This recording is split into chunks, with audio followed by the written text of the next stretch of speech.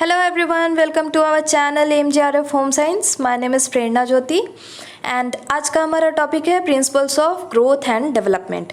Basically paper 2 home science का एक हमारा यूनिट है ह्यूमन डेवलपमेंट एंड उसके अंदर में एक छोटा सा टॉपिक है हमारा principles of growth and development का। सो बेसिकली इसमें हम लोग ये समझेंगे कि ह्यूमन डेवलपमेंट में जो भी ग्रोथ्स और डेवलपमेंट्स होते हैं ह्यूमन बॉडी में, वो किस प्रिंसिपल्स को या फिर किस पैटर्न को फॉलो करते हैं। ओके, सो आज हम इसी को डिस्कस करेंगे।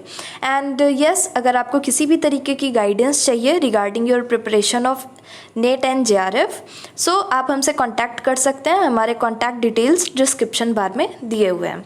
So let's start. सो अब हम पहले किसी भी तरीके के प्रिंसिपल को समझने के पहले कुछ टर्मिनोलॉजीज़ हैं जो हमें आनी चाहिए, ठीक है। सो सबसे पहला है ग्रोथ। ग्रोथ क्या होती है? Basically growth is increased in size, height, length and weight which can be measured, also known as physical process of development. So जब भी बॉडी में साइज, हाइट, लेंथ और वेट इन सारी चीज़ों में इंक्रीमेंट होता है तो वो ग्रोथ का पार्ट है। बेसिकली इसको हम फिज़िकल प्रोसेस भी बोलते हैं क्योंकि ये मेजरेबल है, ठीक है। तो हम ये भी कह सकते हैं कि ग्रोथ टेंजिबल होता है, इसको हम देख सकते हैं और ये क्वांटिटेटिव होता है, ठीक है। And growth is a part of development. Okay, development एक ब्रॉड टर्म है, उसका एक छोटा सा पार्ट है हमारा ग्रोथ, ठीक। तो बेसिकली हर लाइफ स्पैन में अलग अलग ग्रोथ का पैटर्न होता है। यूजुअली जो हमारा एडोलेसेंस होता है उसके बाद ग्रोथ का पैटर्न थोड़ा सा स्लो हो जाता है। Now next, what is development? So, development is orderly and relatively enduring changes over time in physical and neurological structure, thought process and behavior from the beginning to the end of life. Basically जो हमारा development है ये ongoing process है। आपके death तक development हमारे शरीर में होते ही रहता है। डेवलपमेंट एक ऑर्डरली मूवमेंट है। ओके, लाइक डेवलपमेंट कभी भी बैकवर्ड नहीं होता है, हमेशा फॉरवर्ड जाएगा ये, ठीक। ये इसमें हमारा फिजिकल डेवलपमेंट भी आएगा, न्यूरोलॉजिकल डेवलपमेंट भी आएगा। जो भी बिहेवियरल मॉडिफिकेशंस होते हैं या बिहेवियर में जो भी चेंजेस होते हैं, लर्निंग होती है, ये सब हमारा डेवलपमेंट का पार्ट है। सो डेवलपमेंट हमारा क्वांटिटेटिव भी हो सकता है और क्वालिटेटिव भी हो सकता है। बेसिकली अगर हमारे बॉडी के स्ट्रक्चर में चेंजेस आ रहे हैं तो वो हमारा क्वांटिटेटिव होगा, एंड अगर हमारे बिहेवियर में कुछ चेंजेस आ रहे हैं, बिहेवियरल डेवलपमेंट हो रहा है या इमोशनल डेवलपमेंट हो रहा है, तो उसको हम क्वालिटेटिव बोलेंगे, ठीक है। सो हमारा डेवलपमेंट क्वांटिटेटिव भी होता है और क्वालिटेटिव भी होता है, ठीक है। बेसिकली डेवलपमेंट हम कैसे अटेन कर सकते हैं? सो डेवलपमेंट जो है हमारा ये बेसिकली मैच्योरेशन और लर्निंग का प्रोडक्ट होता है, ठीक। जब बॉडी हमारा मेच्योर होता है एंड हम अलग अलग तरीके के स्किल्स को अक्वायर करते हैं, सीखते हैं, लर्न करते हैं, तो फिर हमारा ओवरऑल डेवलपमेंट होता है। Okay, now what is maturation? ठीक है, अभी हमने पढ़ा कि डेवलपमेंट हमारा मैच्योरेशन और लर्निंग का प्रोडक्ट है। So what is maturation? Maturation refers to the biological readiness to acquire particular skills. Okay, किसी भी एक पर्टिकुलर स्किल को सीखने के लिए जब हमारा बॉडी रेडी हो जाता है तो उसको हम बोलते हैं मैच्योरेशन, ठीक है। ये नॉर्मली हमारे हेरिडिटी पर ही डिपेंड करता है एंड किसी भी तरीके के लर्निंग और डेवलपमेंट के लिए मैच्योरेशन काफ़ी क्रूशियल रोल प्ले करता है। सो जैसे फॉर एग्जांपल आप ये देख सकते हो कि एक साल का बच्चा है, उसको आप बड़ी सी साइकिल दे दो तो वो नहीं सीख पाएगा। क्यों? क्योंकि उस टाइम पे उसकी बॉडी वो पर्टिकुलर स्किल सीखने के लिए मैच्योर नहीं हुई है, ठीक। Next, what is learning? Learning implies the exercise and experiences given to a child. It depends on the environment in which child is growing. So basically हमारी जो लर्निंग है वो हमारे एक्सपीरियंसेस, हमारे इन्वायरमेंट से आती है, ठीक है। हम किस सिचुएशन में रहते हैं, उसको कैसे इंटरप्रेट कर रहे हैं, किस तरीके से हम उस सिचुएशन को पर रिएक्ट कर रहे हैं, इन सब से हमारी लर्निंग होती है, ठीक है। सो ये हुआ हमारा मैच्योरेशन और लर्निंग। नाउ अब हम पढ़ेंगे कि बेसिकली ग्रोथ एंड डेवलपमेंट के क्या क्या प्रिंसिपल्स होते हैं, ठीक। सो पहला है कि डेवलपमेंट फॉलोज अ पैटर्न, सो किसी भी तरीके का ग्रोथ हो या फिर डेवलपमेंट हो, वो एक पैटर्न को फॉलो करता है। जैसे अगर हम फ्रॉम बर्थ देखते हैं तो जो बच्चा होता है पहले तो वो क्या करता है कि अपने सर को उठाने की कोशिश करता है, ठीक है, फिर वो क्रॉल करता है, फिर वो एक सपोर्ट के हेल्प से खड़ा होता है, देन वो वॉक करना स्टार्ट करता है, देन वो भागना दौड़ना सब करता है, ठीक है। तो बेसिकली यहाँ पे क्या हो रहा है, ये इस एक पैटर्न में यहाँ पर डेवलपमेंट हो रहा है बच्चे की, ठीक है। तो वही चीज़ कह रहा है कि किसी भी तरीके का ग्रोथ या फिर डेवलपमेंट एक पैटर्न को फॉलो करता है, ठीक है। ऐसा नहीं है कि बच्चा पहले तो बिल्कुल ही दौड़ने लग गया एकदम से, उसने वो क्रॉल करना सीखा ही नहीं, ऐसा नहीं होता है, ठीक है। एंड एक एग्जांपल ये भी है कि जो बच्चे होते हैं पहले वो सेल्फ सेंटर्ड होते हैं, ठीक। क्या होता है कि पहले वो अकेले खेलना कूदना पसंद करते हैं, अपनी चीज़ों को ज़्यादा शेयर नहीं करना चाहते हैं, बट धीरे धीरे उनका एक ग्रुप प्ले बन जाता है, ठीक है। मतलब कि वो उनका एक प्ले ग्रुप बन जाता है एंड वहाँ पर वो एक आधा फ्रेंड्स होते हैं और सब साथ में मिलके खेलते हैं। सो बच्चा पहले सेल्फ सेंटर्ड होता है, देन वो दूसरे की फीलिंग्स को भी इम्पोर्टेंस देने लगता है एंड ये भी एक तरीके के डेवलपमेंट का पार्ट है। सो नॉर्मली डेवलपमेंट का 2 पैटर्न है जो कि यूजुअली हम लोग देखते हैं, ठीक है। So first is cephalocaudal development. Cephalocaudal development का मतलब हुआ कि starting from head to toe, ठीक है। यहाँ पे सिफेलोकॉर्डल डेवलपमेंट में क्या होता है कि सबसे पहले डेवलपमेंट हेड का होगा एंड सबसे लास्ट डेवलपमेंट पैर के टो का होगा, ठीक है। जैसे आप अगर देखो कि बच्चा जब वुम में होता है, इट मीन्स कि जब कंसेप्शन के टाइम पे बच्चा का सबसे पहले हेड डेवलप होता है, ठीक है। फिर उसका एक बॉडी का स्ट्रक्चर बनता है एंड देन उस बॉडी में से फिर बाकी सारे एक्सट्रीमिटीज़ उसके डेवलप होते हैं, ठीक है। तो ये है हमारा सिफेलोकॉर्डल डेवलपमेंट का कॉन्सेप्ट, जहाँ पर पहले तो हेड हमारा डेवलप हो रहा है। जैसे जब बच्चा बॉर्न होता है तब भी आप देख सकते हो कि सबसे पहले वो अपने हेड को उठाता है, ठीक है। फिर वो धीरे धीरे अपने बॉडी को हिलाना डुलाना शुरू करता है, फिर वो अपने पैर को हिलाना शुरू करता है। तो इस तरीके से सबसे पहला डेवलपमेंट हमारा हेड का होगा और फिर धीरे धीरे नीचे की तरफ डेवलपमेंट होता है। अब वो स्ट्रक्चर वाइज भी हो सकता है और कंट्रोल वाइज भी हो सकता है। Now next is proximo distal development. Proximo distal development basically ये होता है कि सबसे पहले हमारा जो सेंटर के ऑर्गन्स होते हैं वो पहले डेवलप होते हैं एंड देन एक्सट्रीमिटीज़ वाले पार्ट डेवलप होते हैं, ठीक है। जैसे कि यहाँ पर आप ऐसा देख लो कि जो बच्चे का डाइजेस्टिव सिस्टम होता है या फिर उसका हार्ट हो गया, ये सारी चीज़ें पहले डेवलप होती हैं। हार्ट बीट पहले स्टार्ट होता है, पैर की उंगलियां, पैर, हाथ, ये सारी चीज़ें बाद में डेवलप होती हैं, ठीक है। तो वही चीज़ है, प्रॉक्सिमो डिस्टल डेवलपमेंट कह रहा है कि सबसे पहले तो सेंटर वाले जो ऑर्गन होते हैं वो डेवलप होते हैं एंड उसके बाद फिर जो हार्ट से या सेंटर से थोड़ी दूरी वाले हमारे ऑर्गन हैं वो डेवलप होंगे, ठीक है। जैसे कि फिट हो गया, हैंड हो गया, टोज हो गए, फिंगर्स हो गए, ठीक है, ये सारी चीज़ें। Now next is development proceeds from general to specific, ठीक है। अब एक आप नॉर्मल सा एग्जाम्पल देख लो कि आपको कोई अगर कॉम्प्लेक्स कॉन्सेप्ट सीखना है तो सबसे पहले टीचर क्या करता है कि आपको जो पता है वो उस चीज़ के बारे में आपसे पूछता है एंड देन उसके बाद से वो उसी कॉन्सेप्ट को फर्दर कैरी ऑन करता है और उससे एक नया कॉन्सेप्ट आपको सिखाने की कोशिश करते हैं, ठीक है। सो यही चीज़ होता है कि कभी भी बच्चे का जो डेवलपमेंट है ये जनरल से स्पेसिफिक की तरफ होता है। जैसे आप छोटे बच्चों को देखो ना तो वो कोई भी चीज़ को पहले तो बिल्कुल पूरे हाथ से उठाते हैं, ठीक है, पूरे पंजे से उठाते हैं, फिर धीरे धीरे उनका वो पिंसर ग्रिप आता है, ठीक है, मतलब कि वो उंगली से चीज़ों को पकड़ते हैं। अगर आप उनको पेन उठाने बोलो तो वो बिल्कुल मुट्ठी में उठाते हैं एंड फिर धीरे धीरे उनका फिंगर का ग्रिप डेवलप होता है और वो उंगली से पेन को उठाना स्टार्ट करते हैं, ठीक है। जब हम फिंगर्स के यूज़ से किसी भी चीज़ को कैरी करते हैं ना तो उसी को हम बोलते हैं पिंसर ग्रिप, ठीक है।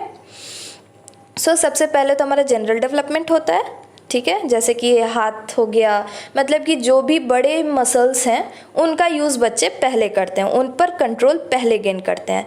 देन जो हमारे फाइन मोटर मसल्स होते हैं उन पर उनका कंट्रोल आता है। ठीक, ये है हमारा जनरल टू स्पेसिफिक का कॉन्सेप्ट। नेक्स्ट है कि development is a continuous process. हमने पहले ही पढ़ा था कि डेवलपमेंट कॉन्सेप्शन से लेकर डेथ तक होते ही रहता है। ठीक है, आप मान लो आपकी हो सकता है कि बॉडी के स्ट्रक्चर में कोई चेंज नहीं हो रहा है, ऐसा होता नहीं है, बट अगर आप मान लो ऐसा, तो बॉडी के स्ट्रक्चर में अगर कोई चेंज नहीं हो रहा है, उसके बावजूद इंसान हर दिन कुछ ना कुछ सीखता है।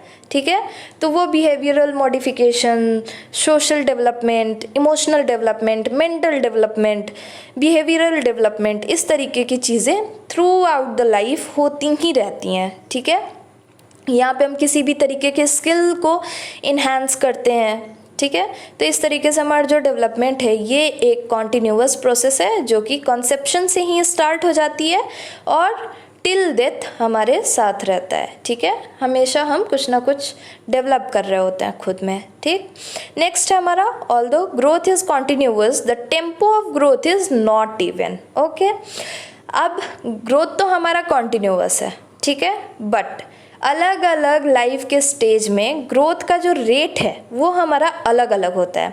जैसे कि छोटे बच्चे होते हैं, बिल्कुल जो न्यू बॉर्न बेबीज़ होते हैं जिनको हम इन्फेंट बोलते हैं, अगर आप उनका डेवलपमेंट का पैटर्न देखो ना तो वो बहुत रैपिडली ग्रोथ होता है उनमें। ठीक है, उनका बिल्कुल से हेड और बॉडी का प्रोपोर्शन में आ जाएगा, उनका वेट लॉस थोड़ा बहुत होता है क्योंकि वो उस टाइम पे इन्वायरमेंट से एडजस्ट करने की कोशिश कर रहे होते हैं। ठीक, तो इस तरीके से उस टाइम पे तो बहुत तेज़ी से उनका ग्रोथ हो रहा होता है, बट जैसे ही फिर वो चाइल्डहुड में आते हैं तो उनका वो ग्रोथ थोड़ा सा स्मूथ हो जाता है। ठीक है, थोड़ा सा स्लो डाउन हो जाता है।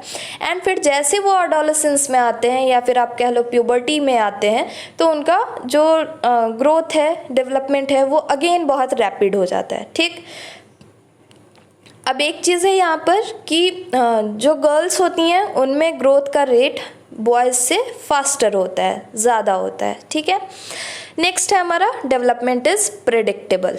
ठीक है, अब हमने स्टार्टिंग में एक एग्जांपल लिया था बेबी के क्रॉल करने का, देन एक सपोर्ट से खड़े होने का, फिर वॉक करने का, फिर रन करने का। ठीक है, तो ये पैटर्न जो है ये कहीं ना कहीं प्रेडिक्टेबल है। ठीक, सभी जानते हैं कि बच्चा पहले क्रॉल करेगा फिर ही वो स्टैंड हो पाएगा, खड़ा हो पाएगा। ठीक है, तो डेवलपमेंट कहीं ना कहीं प्रेडिक्टेबल होता है। ठीक है, नेक्स्ट है हमारा growth and development is the product of heredity and environment. हमने स्टार्टिंग में ही पढ़ा था कि जो हमारा डेवलपमेंट है वो हमारा हेरिडिटी और एनवायरनमेंट का प्रोडक्ट होता है। ठीक है, तो वो कैसे है? अब हेरिडिटी तो हमें पेरेंट्स से मिल गई। ठीक है, जैसे कि जो बेसिक हमारा स्ट्रक्चर है या फिर बेस है किसी भी इंसान का, वो उसको उसके पेरेंट्स से मिलता है। बेसिक फाउंडेशन मिल गया उसको हेरिडिटी के रूप में, जो कि फिक्स होता है, आप उसको चेंज नहीं कर सकते हो। ठीक है, इसमें बहुत सारे फिजिकल और पर्सनालिटी के एट्रीब्यूट्स होते हैं हेरिडिटी में, and through out the life जो ह्यूमन बीइंग होता है वो उसी हेरिडिटी वाले स्किल्स को और ज़्यादा शार्पन करता है और ज़्यादा उसको मॉडिफाई करने की कोशिश करता है।